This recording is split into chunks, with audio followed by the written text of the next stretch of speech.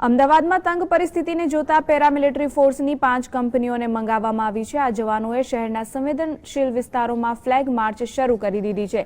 અમદાવાદમાં સોલા, ઘાટલોડિયા, વાડજ, રાણીપ, નિકોલ, વસ્ત્રાલ ઉપરાંત GMDC ગ્રાઉન્ડથી Sola Bhuyangdev, ભુયંગદેવથી science city જવાના રસ્તે ફ્લેગ માર્ચ શરૂ કરી દીધી છે।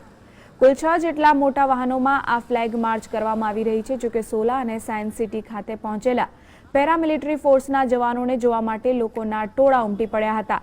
બીજી તરફ અમદાવાદના ગોતા પાસે વંદે માતરમ વિસ્તારમાં પેટ્રોલિંગ માટે ગયેલા ડીસીપી સહિતના કાફલા ઉપર સ્થાનિકોએ હુમલો કર્યો હતો। ડીસીપી સહિતના અન્ય પોલીસ કર્મચારીઓને કારના કાચ તોડ્યા હતા, જેમાં સોલા પોલીસ સ્ટેશનના પીઆઈ તેમજ ઘાટલોડિયા પોલીસ સ્ટેશનના પીએસઆઈને ફ્રેક્ચર થતા સારવાર હેઠળ ખસેડાયા છે।